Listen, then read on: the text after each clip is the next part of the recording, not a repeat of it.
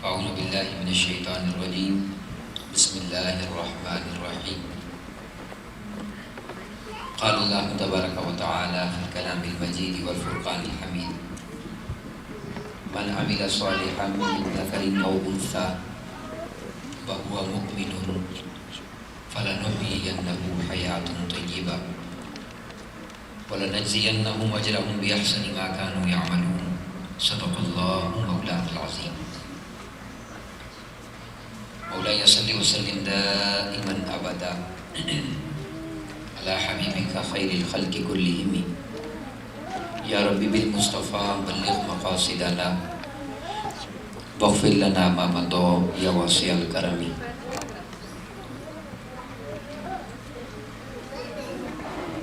خالق کائنات کی حمد و ثنا اور پیارے آقا علیہ الصلوۃ والسلام کی بارگاہ میں عاجزانہ ہدیت درود و سلام کے بعد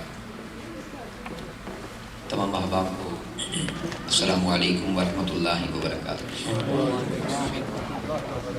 بالخصوص زینت مجلس قبلہ شیخ الحدیث صاحب ڈاکٹر حسن الدین ہاشمی صاحب زندہ مجدود، رونق بزم سید السادات سید حیدر قادری صاحب، معزز مہمانان گرامی قدر محترم قطب احمد صاحب اور ان کے جملہ معاونین اور آپ تمام احباب، الحمدللہ تعالی خالق کائنات کا یہ احسان عظیم ہے جس نے ہمیں اس سالانہ عظیم الشان محفل میلاد مصطفیٰ صلی اللہ علیہ وسلم بسلسلہ و یاد حضور سیدنا غوث العظم دستگیر رضی اللہ تعالیٰ عنہ اس خوبصورت مجلس میں شرکت کا موقع اور توفیق عنایت فرمائی. اس دعا کے ساتھ کہ اللہ تبارک و تعالیٰ ہم سب کی اس کاوش کو اپنی بارگاہ میں قبول فرمائے. حضور سیدنا غوث العظم دستگیر رضی اللہ تعالیٰ عنہ کی نسبت میں ہم سب کو پختگی عطا فرمائے اور آپ کی نگاہ کے فیض سے ہم سب ظاہری و باطنی طہارت اور پاکیزگی نصیب فرمائے.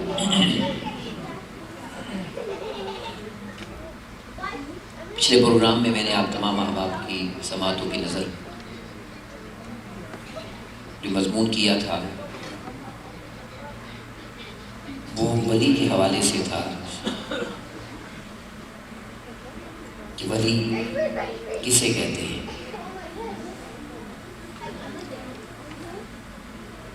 اور آج کی نشست میں جو مضمون آپ کی سماعتوں کی نظر کر رہا ہوں وہ یہ ہے کہ ولی کیسے بنتا ہے. اس مضمون کا انتخاب میں نے بہت سوچ سمجھ کے ساتھ کیا ہے، اس لیے کہ بہت ساری مجالس میں ایسا ہوتا ہے کہ اولیاء اور صوفیاء کی کرامات کا بیان کیا جاتا ہے، جو ضروری ہے میں بھی کروں گا، لیکن صرف اسی کو کافی سمجھا جاتا ہے. حالانکہ ہونا یہ چاہیے کہ ان کی غلامی کی جو ایک نام ہم لیتے ہیں اور ان کی نسبت کا جو نام لیتے ہیں تو ہمیں ایسا کرنا چاہیے کہ ہم کوشش کریں کہ ان کے راستے پر بھی چلیں، کیونکہ اچھا غلام، اچھا شاگرد اور اچھا نوکر وہی ہوتا ہے جو اپنے مالک کے نقش قدم پہ چلتا ہے. اس لیے وہ راستہ بہت سادہ سے لفظوں میں، کوئی مشکل اور دقیق بات نہیں کرنا چاہتا. اتنے سادہ انداز میں یہ راز آپ کو سمجھانا چاہتا ہوں کہ اسی دنیا میں رہتے ہوئے ہماری طرح 2 آنکھیں، 2 کان، 2 ہاتھ، 2 پاؤں، 1 زبان، اسی طرح ہماری طرح اٹھنا بیٹھنا ہونے کے باوجود وہ اپنی ایک نئی دنیا کیسے بنا لیتے ہیں اور کیسے وہ اپنے رب کے قریب ہو جاتے ہیں. اور کیسے انہیں یہ سعادت مل جاتی ہے کہ حدیث قدسی میں جیسا کہ بیان ہوا، آپ نے کثرت سے سنی حدیث پاک کہ رب کائنات فرماتا ہے کہ جب بندہ نوافل کی کثرت کے ساتھ میرے قریب ہو جاتا ہے تو میں اس کے ہاتھ بن جاتا ہوں جن سے وہ پکڑتا ہے، میں اس کی آنکھیں بن جاتا ہوں جن سے وہ دیکھتا ہے، میں اس کی زبان بن جاتا ہوں جس سے وہ بولتا ہے، میں اس کے کان بن جاتا ہوں جس سے وہ سنتا ہے، میں اس کے پاؤں بن جاتا ہوں جن سے وہ چلتا ہے، اور میں اس کا دل بن جاتا ہوں جس سے وہ ارادہ کرتا ہے۔ اب یہ مقام ایک انسان کو کیسے نصیب ہوتا ہے؟ اسی کو ولایت کہا جاتا ہے۔ تو میں آپ لوگوں کے ذوق کو جانتا ہوں، چونکہ پچھلی دفعہ جب میں نے بیان کیا تو آپ لوگوں کو سنتے ہوئے انسان کو سمجھ آ جاتی ہے بات کی۔ صرف یہ ریکویسٹ کرنا چاہتا ہوں آغاز میں ہی کہ اس کو ایک تربیت کے انداز میں سنیں، اور ساتھ ساتھ میں بھی اور آپ بھی ہر شخص اپنا جائزہ لے کہ ہمارے اندر کہاں کمزوری ہے، کہاں خامی ہے، تاکہ جن عظیم ہستیوں کا ہم نام لیتے ہیں ان کے راستے پر چلنا بھی ہمیں نصیب ہو جائے۔ میں نے سورہ النحل کی آیت مبارکہ نمبر 97 تلاوت کرنے کی سعادت حاصل کی ہے، اور اسی آیت کریمہ کی بنیاد پر یہ بات کرنا چاہ رہا ہوں۔ اللہ تبارک و تعالیٰ نے فرمایا من عمل صالحا، جو کوئی بھی نیک اعمال کرتا ہے، من ذکر او انثی، چاہے وہ مرد ہو یا عورت ہو، اس کی بارگاہ میں یہ تقسیم نہیں ہے، چونکہ اگر ہمیں امام حسن بصری کا نام ملتا ہے تو ہمیں بی بی رابعہ بصری کا نام بھی ملتا ہے۔ جو کوئی بھی کرے، مرد ہو یا عورت ہو، شرط یہ ہے وَهُوَ مُؤْمِنٌ، کہ وہ صاحب ایمان ہو، ایمان والا ہونا چاہیے۔ تو جو مرد اور عورت ایمان کے بعد اعمال صالحہ کرتا ہے تو اللہ تبارک و تعالیٰ اسے کیا اجر دیتا ہے؟ فرماتا ہے فَلَنُحْيِيَنَّهُ حَيَاةً طَيِّبَةً۔ میں اس کے دو ترجمے آپ کو دوں گا، ایک عام لوگوں کا ترجمہ اور ایک خاص لوگوں کا ترجمہ۔ بالعموم یہ ترجمہ کیا جاتا ہے فَلَنُحْيِيَنَّهُ حَيَاةً طَيِّبَةً، ہم اس کی زندگی کو پاکیزہ بنا دیتے ہیں۔ اور میں جو ترجمہ پیش کرنا چاہتا ہوں، میرے استاد محترم حضور شیخ الاسلام ڈاکٹر محمد طاہر القادری تمجدہ، آپ نے عرفان القرآن میں اس کا ترجمہ یہ لکھا ہے فَلَنُحْيِيَنَّهُ حَيَاةً طَيِّبَةً، ہم اسے پاکیزہ زندگی کے ساتھ ہمیشہ زندہ رکھتے ہیں۔ میں آپ سے سوال کرنا چاہتا ہوں کہ جو شخص ایمان والا ہو اور اعمال صالحہ بھی کرتا ہو تو اس کی زندگی پاکیزہ ہوتی ہے یا نہیں؟ بولیے ذرا اونچا بولیے۔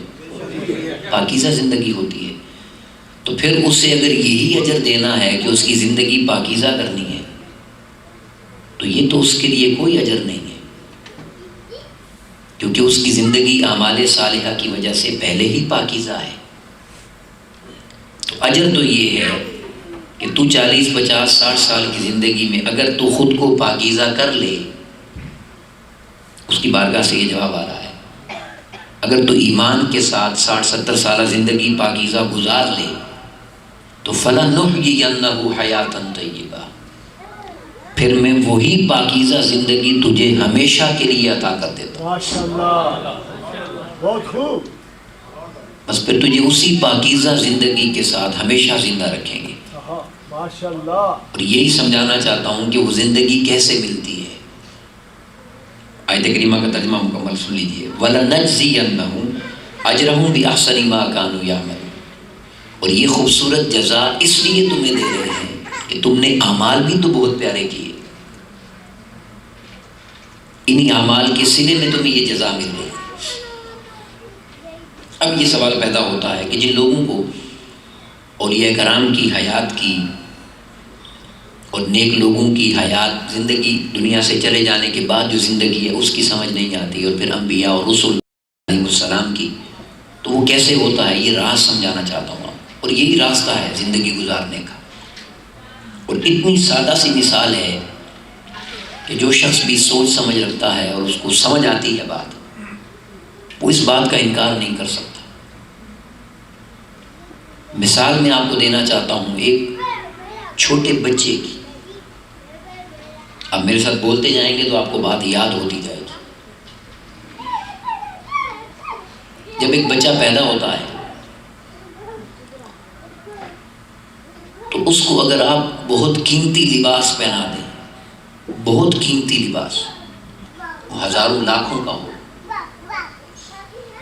اور اس کو بہت قیمتی بستر پر لٹا دیں، وہ بستر بھی بہت قیمتی ہو، ہزاروں لاکھوں کا ہو، تو دو چیزیں آپ اس پیدا ہونے والے بچے کو دے دیں، قیمتی لباس اور قیمتی بستر، تو کیا اس بچے کی زندگی کے لیے یہ دو چیزیں کافی ہوں گی؟ جواب دیجیے، نہیں۔ اب ایک طرف ایک بچہ پیدا ہوا، اسے ایک سادہ سے کپڑے میں لپیٹ دیں اور زمین پر چادر بچھا کر لٹا دیں، مگر اس کو خوراک مسلسل دیتے رہیں، تو یہ خوراک والا بچہ زندہ رہے گا یا قیمتی لباس اور بستر والا؟ بولیے، جسے خوراک مل رہی ہے۔ تو پتہ چلا کہ زندہ رہنے کے لیے خوراک لازم ہے۔ اب یہ مثال، اس کا کوئی انکار کر سکتا ہے؟ بولیے، یہ تو ایک حقیقت ہے۔ اب اسی میں ایک جملہ اور ایڈ کر لیں، جتنی اچھی خوراک ہو اتنی اچھی صحت مل جاتی ہے۔ یہ بات بھی 2 + 2 = 4 کی طرح سچی بات ہے۔ بس اب اس جملے کو یاد رکھ لیں، اور اب جو بات کہنا چاہتا ہوں ادھر توجہ کریں۔ جب ایک انسان پیدا ہوتا ہے، کوئی بھی انسان، اس میں کوئی مذہب کی قید نہیں ہے، تو ہر انسان جو پیدا ہوتا ہے نا، اس کے ساتھ 2 طاقتیں جنم لیتی ہیں۔ آپ اس کو کوئی نام دے دیں، اس کے اندر 2 وجود ہوتے ہیں، 2 طاقتیں ہوتی ہیں، 2 جوہر ہوتے ہیں ہر انسان کے اندر۔ ایک طاقت کا نام ہے نفس، اور دوسری طاقت کا نام ہے روح۔ اور یہ نفس اور روح، یہ 2 طاقتیں ہر انسان میں ہوتی ہیں۔ اب جیسے میں نے آپ کو بچے کی مثال دی تھی، اسی طرح آپ یہ بس سمجھ لیں، اس بچے کو سامنے رکھ کر کہ ایک چھوٹا سا نفس ہے اور ایک چھوٹی سی روح ہے، تو ان دونوں کو بھی زندہ رہنے کے لیے خوراک کی ضرورت ہوتی ہے۔ جیسے ایک معصوم بچے کو خوراک چاہیے، اسی طرح اس نفس اور روح کو پلنے کے لیے بھی خوراک چاہیے۔ تو جس طرح یہ 2 جدا چیزیں ہیں، نفس جدا ہے اور روح جدا ہے، یاد رکھ لیں ان دونوں کی خوراک بھی جدا جدا ہے۔ جیسے آپ مختلف علاقوں میں چلے جائیں نا، ہر علاقے کی اپنی غذا ہوتی ہے، ہر علاقے کا اپنا ایک طریقہ ہوتا ہے، دستور ہوتا ہے۔ اسی طرح نفس کا ایک الگ دیس ہے، اس کی ایک الگ ڈیمانڈز ہیں، اور روح کی الگ چاہتیں ہیں۔ اب یہ آپ کو پہلے بتا دوں کہ نفس کی خوراک کیا ہے اور روح کی کیا ہے، پھر آگے چلیں گے بات۔ تو قرآن مجید نے بیان کیا، پارہ نمبر 13 کی پہلی آیت کریمہ، ان النفس لامارۃ بالسوء، یہ جو نفس امارہ ہے یہ تم سے ہمیشہ برائی کا تقاضا کرے گا، یہ تم سے ہمیشہ گناہ کرنے کی بات کرے گا، یہ تم سے ہمیشہ اللہ کی نافرمانی کرنے کی بات کرے گا۔ اس کا تقاضا یہ ہے، کیوں؟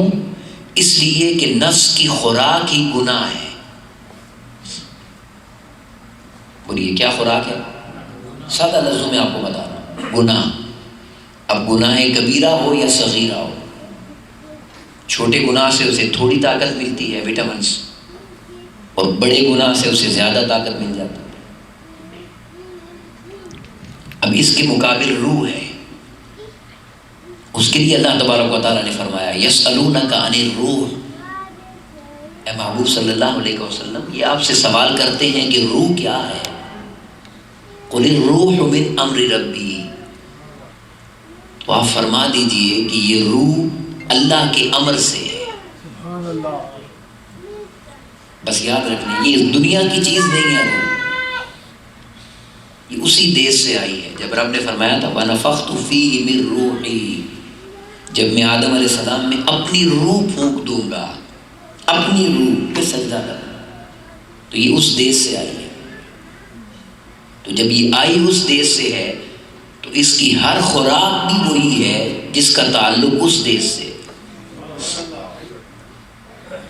اور وہ اس کے بالکل اپوزٹ ہے نفس کے، اور وہ کیا ہے؟ ہر نیک عمل، ہر نیکی، ہر اچھا کام۔ اگر آپ صرف ایک وضو کرتے ہیں نا، یہ روح کو طاقت دیتا ہے۔ آپ ایک تسبیح اللہ اکبر کی پڑھ لیتے ہیں، یہ روح کو طاقت دیتا ہے۔ آپ 2 رکعت نماز پڑھتے ہیں، یہ روح کو طاقت دیتا ہے۔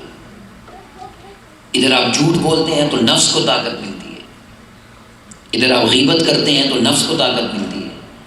انسان چوری کرتا ہے تو نفس کو طاقت ملتی ہے، کسی سے بغض رکھتا ہے تو نفس کو طاقت ملتی ہے۔ تو ہر گناہ نفس کو طاقت دیتا ہے اور ہر نیکی روح کو طاقت دیتی ہے۔ سبحان اللہ۔ اب یہ پوری پکچر آپ کے سامنے آ رہی ہے یا نہیں؟ پوری سمجھ رہے ہیں نا بات؟ آگے چلیے۔ اب جو انسان شروع سے نفس کی ماننے لگ جاتا ہے نا، اور گناہ کثرت سے کرتا ہے، نیکی کم کرتا ہے، برائیاں زیادہ کرتا ہے، غفلت زیادہ کرتا ہے، نافرمانی زیادہ کرتا ہے، اللہ کی اور شریعت کی تابعداری نہیں کرتا اور شیطان کے پیچھے زیادہ چلتا ہے، اب آپ جواب دیں گے تو اس کی نفس کو طاقت ملے گی یا روح کو؟ بولے نفس کو۔ اس کے مخالف ایک شخص ہے جو ہر نیک کام کرتا ہے اور پوری طاقت کے ساتھ ہر برے کام سے بچتا ہے، نماز بھی پڑھتا ہے، روزہ بھی رکھتا ہے، حج زکوٰۃ بھی کرتا ہے، نفل صدقہ خیرات بھی کرتا ہے، تسبیحات بھی کرتا ہے، وظائف بھی کرتا ہے، اللہ اللہ بھی کرتا ہے، پاک بھی رہتا ہے، تلاوت بھی کرتا ہے، تو اس کی روح کو طاقت ملی یا نفس کو؟ روح کو۔ اب یہاں تک بات کلیئر ہے، آگے تھوڑی سی بات مختلف ہے، اس لیے توجہ کیجیے گا۔ اب ایک شخص ایسا ہے جو پہلے دن سے بچپن سے نفس کو پالتا ہے، گناہوں کے ساتھ، نافرمانی کے ساتھ، غفلت کے ساتھ نفس کو پالتا ہے، تو اس کی روح کمزور ہوگی یا نہیں؟ بولے کمزور ہو جائے گی، بیمار ہو جائے گی، بستر پر پڑ جائے گی، اور اگر آپ خوراک نہیں دیں گے، اسے دیں گے، کوئی نیکی نہیں کریں گے، تو موت بھی واقع ہو جاتی ہے یا نہیں؟ بولیے ہو جاتی ہے۔ مگر یہاں رک جائیں، اگر کسی شخص کی عمر 100 سال بھی ہونا، یہ جھگڑا آج لوگوں کو سمجھ نہیں آیا، اور وہ 100 سال میں ایک نیکی بھی نہ کرے، تو اس کی روح بیمار تو ہو جائے گی، روح مرے گی نہیں۔ موت روح کے لیے ہے ہی نہیں، روح کے لیے، کیونکہ یہ اللہ کا امر ہے، اس کے امر کو موت نہیں ہے۔ کمزور ہو جائے گی، بیمار ہو جائے گی، لاغر ہو جائے گی، بستر پہ پڑ جائے گی، مرے گی نہیں، زندہ رہے گی باہر۔ لیکن اس کے مقابل اگر روح کو پالنے لگ جائیں اور روح کی خدمت کرنے لگ جائیں، اس کو پاور دینے لگ جائیں، تو نفس نے تو مرنا ہی مرنا ہے۔ قرآن مجید نے کہا کل نفس ذائقۃ الموت، یہ موت ہمیشہ نفس کو آتی ہے، روح کو نہیں آتی۔ تو اللہ والوں کی زندگی میں وہ مقام آ جاتا ہے کہ وہ اعمال صالحہ کی کثرت کے ساتھ، اللہ اللہ کی کثرت کے ساتھ، وظائف اور تسبیحات کی کثرت کے ساتھ، اللہ کی شریعت کی تابعداری کی کثرت کے ساتھ روح کو اتنا طاقتور کر دیتے ہیں کہ اپنی زندگی میں خود اپنے ہاتھوں سے اس نفس کو مار دیتے ہیں، اسے بھوکا رکھ رکھ کر، اس کی نہ مان کر، گناہ نہ کر کر کے، پھر وہ مقام آتا ہے موتو قبل ان تموتو۔ اس کا میں ترجمہ کرنا چاہتا ہوں اس مضمون کے مطابق، اے بندے، جس موت نے تجھے مارنا ہے تو اس موت کو خود کیوں نہیں مار دیتا؟ بس یہ جس کو سمجھ آ جاتی ہے نا وہ روح کی تابعداری میں بیٹھ جاتا ہے، وہ نفس کا دوست نہیں بنتا، اس کی صحبت میں نہیں آتا۔ اب ایک اور آسان سی مثال، اس کو آسان سا کرنا، 70 سال 80 سال زندگی ہے، نفس کو پالا، بڑا صحت مند نفس ہو گیا، بڑی پاور آ گئی، بڑی صحت آ گئی، لیکن موت کے ایک تھپڑ سے مر جائے، ایک تھپڑ موت کا اسے مار دے گا، کیونکہ اس نے مرنا ہی مرنا ہے جتنی صحت ہو جائے، اور روح جتنی بھی بیمار ہو یہ مرے گی نہیں، یہ میں آپ کو بتا دوں۔ اب ہوتا کیا ہے ذرا غور کریں، جو شخص شیطان کے پیچھے لگا رہتا ہے نا اور نفس کی خدمت کرتا ہے، گناہ کرتا ہے، نافرمانیاں کرتا ہے، برے کام کرتا ہے سادہ لفظوں میں، تو جب اس کی موت کا وقت آتا ہے تو وہ نفس سے پوچھتا ہے، یہ جملہ غور سے سنیے گا، کہ یہ کیا ہو رہا ہے، اندھیرا سا کیوں چھا رہا ہے؟ تو نفس اسے جواب دیتا ہے کہ میری موت آ رہی ہے۔ تو وہ پوچھتا ہے کہ میری زندگی بھر کی کمائی کدھر گئی؟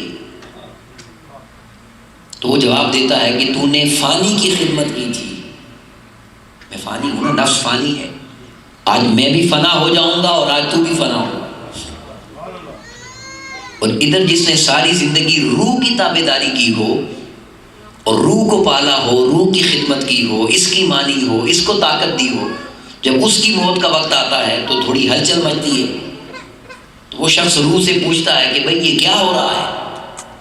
تو روح سے جواب دیتی ہے، ڈر مت، اس نفس کو تو پہلے ہی مار چکا ہے نا، یہ مردہ لاش، یہ فرشتے اس لاش کو اٹھانے آئے ہیں، یہ اسے اٹھا کے لے جائیں گے۔ تو وہ اس سے پوچھتا ہے پھر میرا کیا ہوگا؟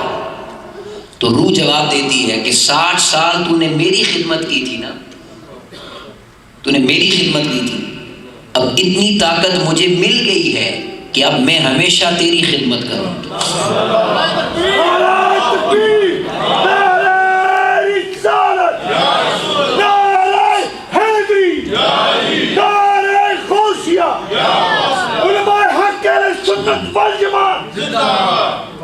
کون کہتا ہے کہ مومن مر گئے؟ مومن ہونا چاہیے، بہوا مؤمن۔ کون کہتا ہے کہ مومن مر گئے؟ قید سے چھوٹے وہ اپنے گھر گئے۔ قید یہ ہے کہ پہلے روح اس کی خدمت میں تھی، روح اس سے خدمت کرواتی تھی، اب روح اس کی خدمت کرنے لگ جاتی ہے، یہ وہ مقام آتا ہے۔ اب ذرا اس آیت کریمہ کو پڑھیں، جو نیک اعمال کرے، مرد ہو یا عورت، اور وہ مومن ہو، تو ہم کیا کرتے ہیں؟ فَلَنُحْيِيَنَّهُ حَيَاةً طَيِّبَةً، تو ہم اسے پاکیزہ زندگی کے ساتھ ہمیشہ زندہ رکھتے ہیں، اسے پھر موت نہیں آتی۔ مرتا وہ ہے جو نفس والا ہوتا ہے۔ اب سمجھ گئے بات ہے؟ اب ذرا مجھے ایک جملہ بتا دیں، یہ جو سلسلہ ہم بیٹھتے ہیں، کسی اللہ کے ولی کی بات کریں، کسی بزرگ کی بات کریں، تو ہم اس سلسلے کو کیا کہتے ہیں؟ نفسانی سلسلہ یا روحانی سلسلہ؟ اونچا بولیں، تو پھر جھگڑا کیا رہ گیا پیچھے؟ اب جو نفس کا خادم ہے اسے کیا خبر کہ روح کیا ہے؟ جس نے زندگی میں یہ وادی نہیں دیکھی، جس نے زندگی میں روح سے تعلق ہی نہیں بنایا، جس نے زندگی میں روح کو پاور ہی نہیں دی، طاقت ہی نہیں دی، وہ کیا جانے کہ روح کی پرواز کیا ہے؟ اسے کیا خبر؟ وہ سچا ہے بیچارہ، چونکہ یہ اس کا دیش ہی نہیں ہے۔ اب بات سمجھ گئے کہ نہیں؟ اب میں اوپر سے نیچے آتا ہوں تاکہ آپ اچھی طرح بات سمجھ جائیں۔ آقا علیہ السلام سے بڑھ کر کس کی روح کی طاقت ہوگی؟ میں وہیں سے مثال شروع کرتا ہوں، سٹیپ بائی سٹیپ نیچے آؤں گا۔ صحابہ کرام فرماتے ہیں کہ جب آقا علیہ السلام کو قبر انور میں اتارا جا رہا تھا تو ایک صحابی فرماتے ہیں کہ میں نے دیکھا کہ ہمارے آقا کے نورانی لب جنبش میں آ گئے، لب حرکت کر رہے ہیں۔ اب آپ بولتے جائیے گا، لب مردے کے ہلتے ہیں یا زندہ کے ہلتے ہیں؟ اونچا بولیں۔ اور یہ میں اور آپ اور آج کے کوئی مولوی صاحب نہیں تھے، یہ صحابہ تھے، ان کا عقیدہ دیکھیں۔ صحابی کہتے ہیں میں نے فوراً کان لگا دیے اس ڈر سے کہ کسی حکم میں تاخیر نہ ہو جائے۔ تو حکم کون دیتا ہے، زندہ یا مردہ؟ اونچا بولیں۔ تو یہ صحابہ کا عقیدہ ہے۔ کان لگائے تو آگے خوشخبری مل گئی، ربی حب لی امتی، مولا میری امت کی خیر کرنا، مولا میری امت کی خیر کرنا۔ پھر آگے آ جائیں، تابعین میں سے ایک مثال دیتا ہوں۔ امام جلال الدین سیوطی رحمۃ اللہ تعالیٰ علیہ شرح الصدور میں بیان فرماتے ہیں، اور یہ وہ امام جلال الدین سیوطی ہیں رحمۃ اللہ تعالیٰ علیہ، ان کی روح کی طاقت کا صرف ایک جھلک دکھانا چاہتا ہوں۔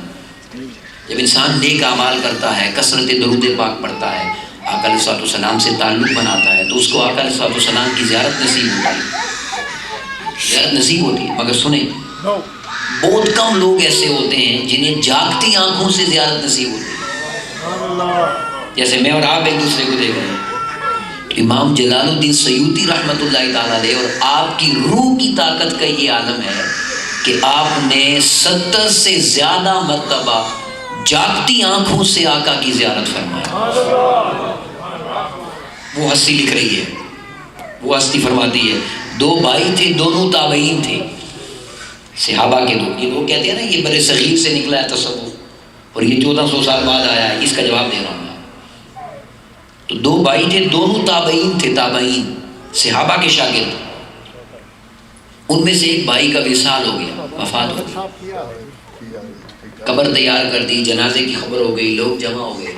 وہ فرماتے ہیں جب گھر میں جنازہ اٹھانے، میت اٹھانے کے لیے آئے، جب میت اٹھانے کے لیے آئے تو آپ جانتے ہیں کہ خواتین جب بیٹھی ہوتی ہیں، مائیں بہنیں بیٹیاں، تو ان سے میت کو اٹھانا ذرا مشکل ہو جاتا ہے، آپ جانتے ہیں وہ قریب ہوتی ہیں، ذرا اٹھانے میں مشکل ہوتی ہے۔ تو میت اٹھانے جب آگے گئے تو خواتین نے نہ اٹھانے دی، بیٹیوں نے۔ تو بھائی کہنے لگا چلو تھوڑی دیر ان کو اور بیٹھنے دو، بیٹیاں ہیں۔ کچھ دیر بعد پھر آئے، پھر بچیوں نے نہ اٹھانے دی۔ جب تیسری بار آئے، بچیاں اپنے بابا کی میت کو نہیں چھوڑ رہی تھی، تو وہ کہہ رہے تھے بھئی سب لوگ آ گئے ہیں، قبر تیار ہو گئی ہے، جنازگاہ میں لوگ کھڑے ہیں، تاخیر ہو رہی ہے، بیٹا اٹھانے دو۔ بچیاں بابا کی اس جسم سے ہٹ نہیں رہی تھی۔ تو اچانک وہ جو جنازہ تھا نا، میت، وہ اٹھ کے بیٹھ گیا۔ فَلَنُحْيِيَنَّهُ حَيَاةً طَيِّبَةً، میں ادھر لا رہا ہوں۔ سب حیرت میں پڑ گئے کہ یہ زندہ ہے۔ تو انہوں نے کلام کیا، اور کلام یہ کیا کہ زندہ نہیں ہوں مگر ایک بات پوچھ رہا ہوں تم سے، یعنی وہ زندہ نہیں ہو جو زندگی تم سمجھتے ہو، یہ اور زندگی ہے، اور بات یہ پوچھ رہا ہوں کہ میری میت کو کیوں نہیں اٹھا رہے؟ دلوں کو سنبھالیے گا، کیوں نہیں اٹھا رہے میری میت کو، دیر کیوں کر رہے ہو؟ تو اس بھائی نے پوچھا آپ کو قبر میں جانے کی جلدی ہے کیا؟ کوئی خوشخبری مل گئی ہے، یعنی اچھا مقام نظر آ گیا ہے؟ انہوں نے کہا نہیں، قبر میں جانے کی جلدی نہیں ہے، جنازگاہ میں جانے کی جلدی ہے۔ سبحان اللہ، جنازگاہ میں جانے کی جلدی ہے۔ پوچھا کس لیے؟ تو کہنے لگے بھائی آپ کو کیا بتاؤں، یہ ساری زندگی جس محبوب کی خدمت کی ہے نا، اور ساری زندگی جس محبوب کے دین کی خدمت کی ہے، اور ساری زندگی جس محبوب کے دین کی تبلیغ کی ہے، وہ مجھ سے ایسے راضی ہو گئے ہیں کہ وہ خود میرے جنازے میں شرکت کے لیے آ چکے ہیں، وہ خود تشریف لا چکے ہیں۔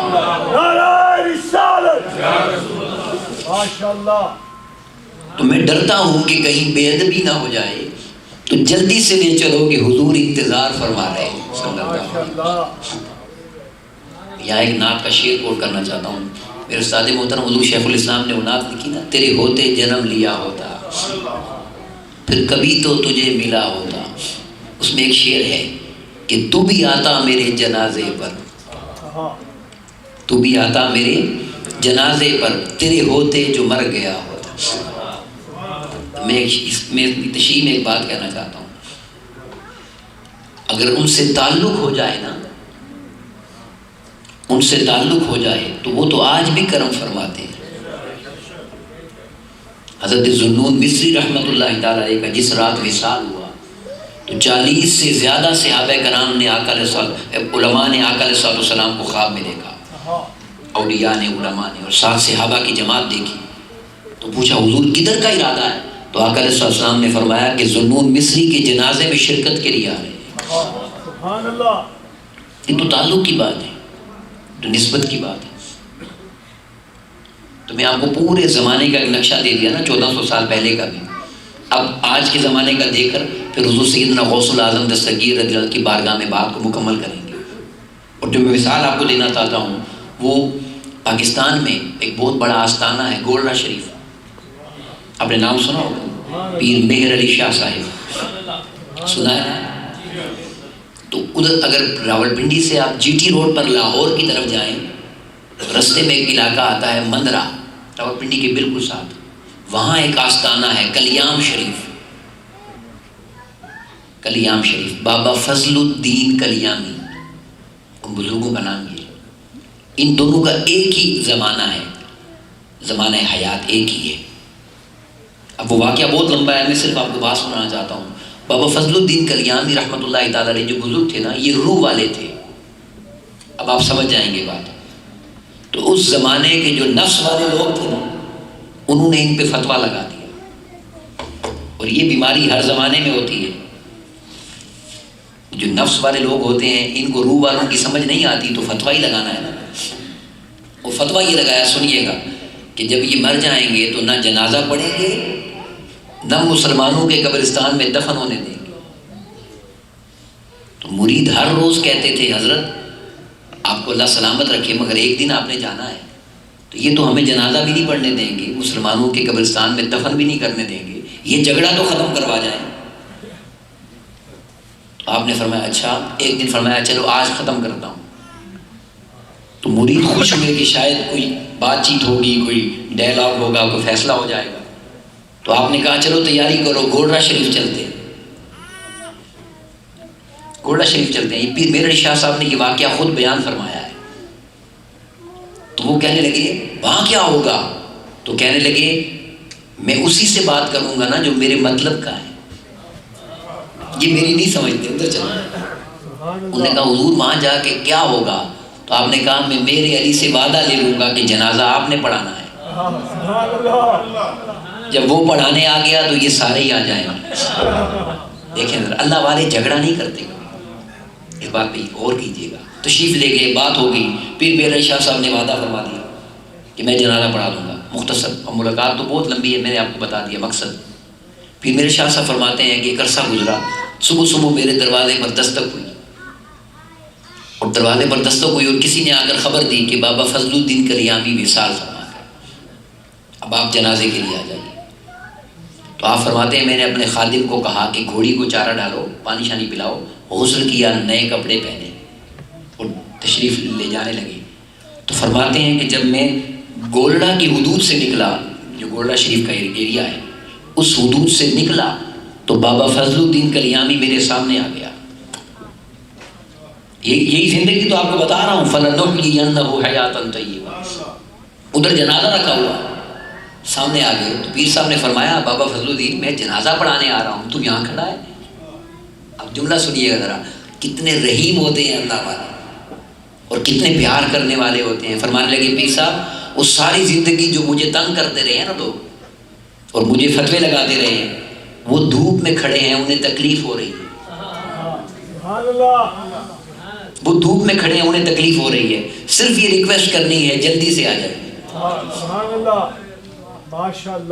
پھر میرے شاہ صاحب فرماتے ہیں میں نے گھوڑی کو تیز دوڑایا، اور فرماتے ہیں جب میں کلیام شریف پہنچا اور کلیام کی حدود میں آیا تو بابا صاحب پھر سامنے آ گئے۔ تو میں نے کہا بھائی اب تو میں پہنچ چکا ہوں، اب کیوں آئے ہیں؟ اب جملہ سنیے گا، یہ ہم سب کے لیے سبق ہے، اب کس لیے آئے ہیں؟ تو وہ کہنے لگے بات یہ ہے کہ یہ کیسے ہو سکتا ہے، یہ کیسے ممکن ہے کہ ایک سید زادہ میرے گھر آئے، ایک میرے نبی کی آل میں سے، ایک میرے حضور کی آل میں سے میرے گھر آئے، اور فضل الدین کلیامی اس کا استقبال نہ کرے؟ یہ کیسے ممکن ہے؟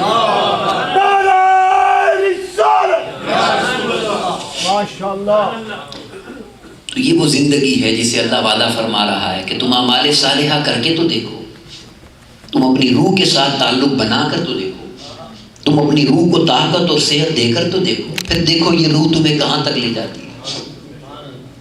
اب دیکھیں نا یہ دنیا میں چیزیں بناتا ہے انسان، اس انسان کو بیٹری جب ملتی ہے، جو چیز بناتے ہیں آپ مختلف، ایک بچوں کا کھلونا ہی لے لیں، اس میں جب بیٹری ڈالتے ہیں تو کیسے دوڑتا ہے،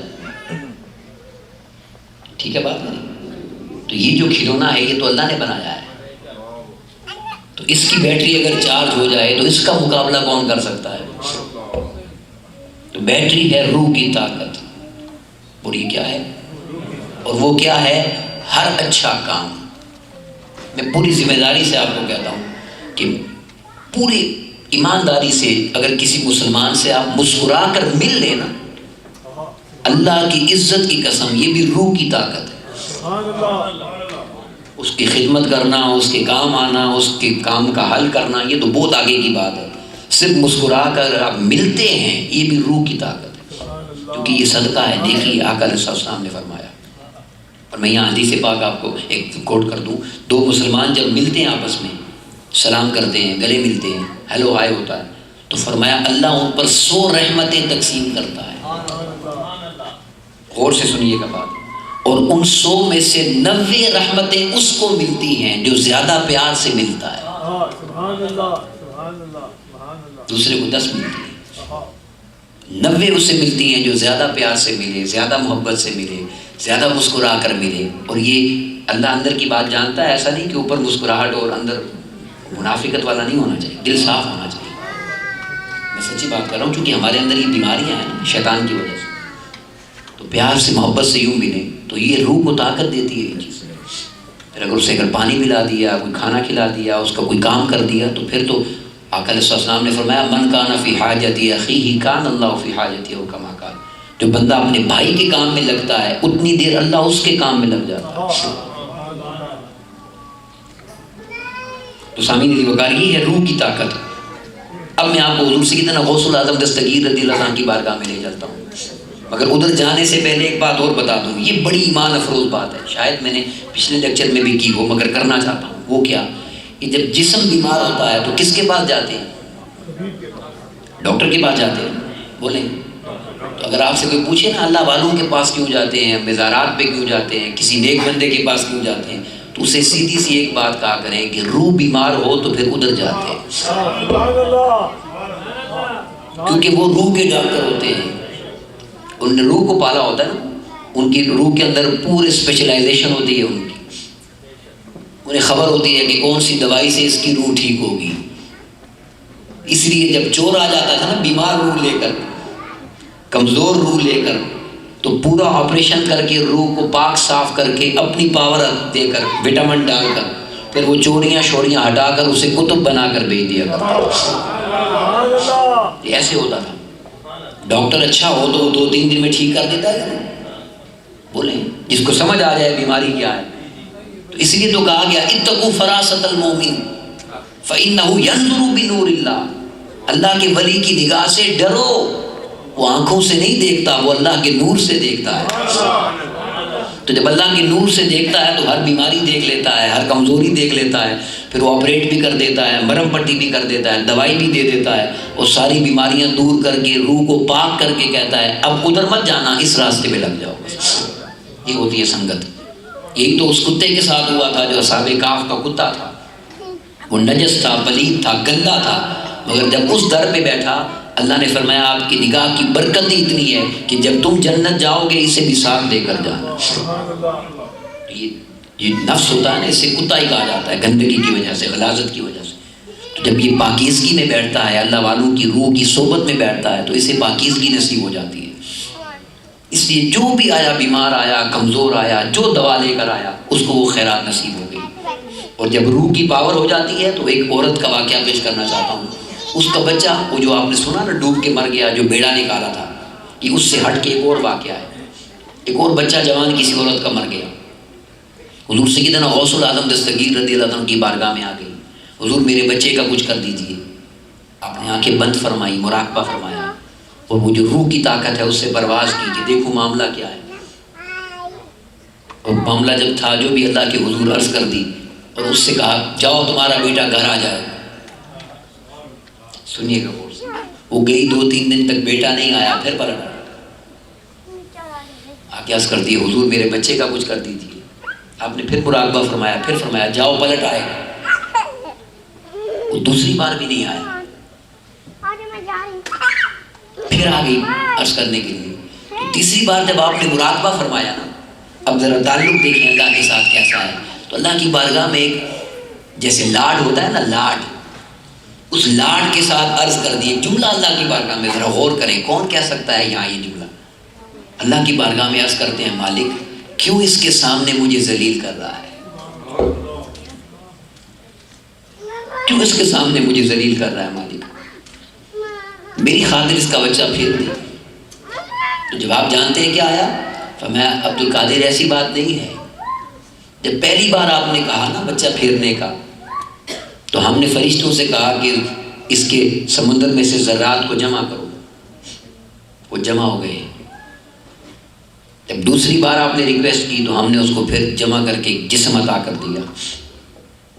اور آج جب یہ آئی ہے تو اس کو بتا دیں اس کے گھر پہنچنے سے پہلے اس کا بچہ پہنچا دیا جائے گا۔ اب یہ سارا کیسا ہے؟ یہ وہی ہے جو علامہ اقبال نے کہا، خود ہی کو کر بلند اتنا، نیک اعمال کے ساتھ، روح کی سنگت کے ساتھ، کہ ہر تقدیر سے پہلے خدا بندے سے خود پوچھے بتا تیری رضا کیا ہے، بتا تیری رضا کیا ہے۔ اب آپ ذرا غور کر لیں، جس کا جو سلسلہ ہے، جو نسبت ہے، حضور سیدنا غوث العظم دستگیر رضی اللہ عنہ تو شہنشاہ کل ہے نا، مگر جس کی جو نسبت ہے، جو سنگت ہے، جہاں روحانی تعلق ہے، تو وہاں پر وہ وظائف ملتے ہیں یا نہیں ملتے؟ وظائف دیتے ہیں، اپنے اپنے وظائف ہوتے ہیں ہر آستانے کے۔ وہ کس لیے ہوتے ہیں وظائف؟ وہ اسی روح کی طاقت کے لیے ہوتے ہیں۔ یہ وٹامنز ہیں، ٹونک ہیں یہ، اور یہ ایسی پاور دیتے ہیں روح کو، اگر آپ کرنے والے بن جائیں تو انسان کو روح کی طاقت کا خود ادراک بھی ہوتا ہے، اور اسے احساس بھی ہوتا ہے، اور اسے سمجھ بھی آتی ہے بات کی۔ سبحان اللہ۔ میں آخری واقعہ حضرت امیر خسرو رحمۃ اللہ تعالیٰ علیہ کا پیش کرنا چاہتا ہوں، بڑا ایمان افروز واقعہ، اس پر بات مکمل کریں گے پھر انشاءاللہ اپنے وقت میں۔ حضرت امیر خسرو رحمۃ اللہ تعالیٰ علیہ کا نام آپ نے سنا ہوا ہے، کس کے مرید ہیں وہ؟ خواجہ نظام الدین اولیاء رحمۃ اللہ تعالیٰ علیہ، محبوب سبحانی۔ خواجہ نظام الدین اولیاء رحمۃ اللہ تعالیٰ علیہ نے آپ سے فرمایا کہ بیٹا وہاں ایک اللہ کا بندہ بیٹھتا ہے، غوث محمد قلندر، اس کی مجلس میں جا کے بیٹھا کرو۔ اب پیر کا حکم سر آنکھوں پر، وہاں چلے گئے، سارا دن لوگ آتے رہے، دعائیں کرواتے رہے، وظیفہ پوچھا، دعا لی، مسئلہ ڈسکس کیا، چلے گئے، شام تک بیٹھے رہے۔ تو شام کو غوث صاحب نے پوچھا بھائی کون ہو؟ امیر خسرو ہوں۔ کوئی دعا کروانی ہے، کوئی دم، کوئی مسئلہ؟ انہوں نے کہا جی کچھ نہیں۔ کیوں آئے ہو؟ مجھے میرے پیر نے بھیجا ہے۔ کون ہے تیرا پیر؟ لیکن نظام الدین اولیاء، بڑے پیار سے ایسے نام لیا۔ تو انہوں نے پتہ ہے کیا جواب دیا؟ قلندر صاحب فرمانے لگے نظام الدین اولیاء کو کبھی میں نے حضور کی کچہری میں نہیں دیکھا صلی اللہ علیہ وسلم۔ اب یہ روحانی کچہری جو لگتی ہے، اب یہ جو ہمیں فیض دیتے ہیں نا روحانی، یہ وہاں سے لیتے ہیں تو آگے ٹرانسفر کرتے ہیں۔ اچھا یہ بات دل پہ اتنی لگ گئی کہ میں نے تو اپنے پیر کا بڑا مقام سمجھا ہوا تھا، ان کا یہ مقام نہیں کہ وہاں پہنچ سکے۔ اتنی دل پہ لگ گئی بات کہ کھانا پینا چھوٹ گیا، سونا چھوٹ گیا، اور کمزور لاغر ہو گئے۔ چند دن بعد جو خواجہ صاحب نے دیکھا، خواجہ نظام الدین اولیاء رحمۃ اللہ تعالیٰ کہنے لگے خسرو تمہیں کیا ہوا ہے؟ دل کی بات کہہ دی، حضور آپ نے بھیجا تھا، وہاں یہ بات سنی ہے، وہاں یہ بات سنی ہے۔ اچھا، کہنے لگے پھر جاؤ۔ اب کہنے لگے حضور اب نہیں جاتا، پھر وہی بات کریں گے، پھر میرا دل چلے گا۔ کہنے لگے جاؤ۔ اب اگر اس نے یہ بات کی، اب یہ سنیے گا بات، یہ دیکھیں روح کا علاج کیسے ہوتا ہے، یہ بتا رہا ہوں۔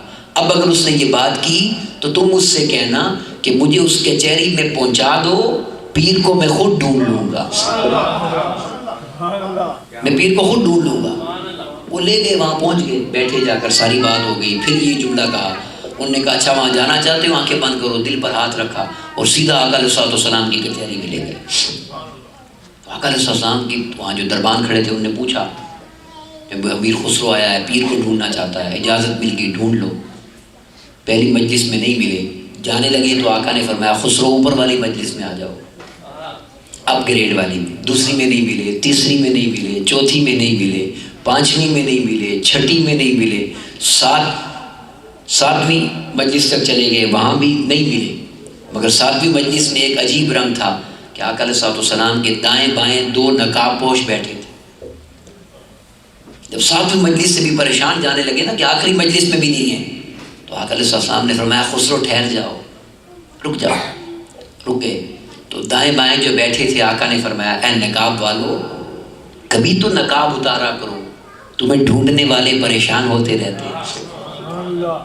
تو دائیں جانب سے نقاب اترا تو حضور سیدنا غوث العظم دستگیر رضی اللہ عنہ اور بائیں ہستی نے نقاب اتارا تو خواجہ نظام الدین اولیاء بیٹھے تھے۔ اس منظر کو جب دیکھا نا تو خواجہ امیر خسرو وہی پکار اٹھے، نمی دانم چے منزل شب جائے کہ من بودم، کہاں لے گئے ہو مجھے، کیا خبر، یہ کیسی رات اور کیسی مجلس ہے، کچھ سمجھ نہیں آ رہی، مگر اشارہ دے دیا محمد شب میں محفل بود۔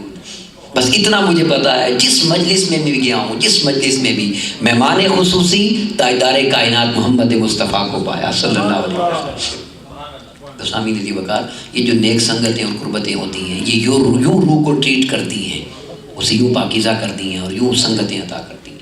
اس لیے اپنی نسبتوں کا حیا کریں، اپنی سنگتوں کا حیا کریں، اور حضور سیدنا غوث العظم دستگیر کی غلامی اور آپ کی نسبت اور آپ کو تعلق کو مزید پختہ کریں، کیونکہ جس کو بھی خیرات ملتی ہے وہ در جیلانی سے ہی ملتی ہے اور در گیلانی سے ہی ملتی ہے۔ اس دعا کے ساتھ کہ اللہ ہمیں دنیا و آخرت میں حضور سیدنا غوث العظم دستگیر کی نسبت عطا کرے، آپ کی نسبت میں فنائیت عطا کرے، اور آپ تمام کی اس محبت کو اور خلوص کو اپنی بارگاہ میں قبول فرمائے، اور ہمیں آقا علیہ الصلوۃ والسلام کی نسبت پاک کا صدقہ دنیا و آخرت میں آقا علیہ الصلوۃ والسلام کی امت کے اولیاء کا فیض اور ان کی نسبت عطا فرمائے۔ وما علینا الا البلاغ المبین۔ السلام علیکم ورحمۃ اللہ وبرکاتہ۔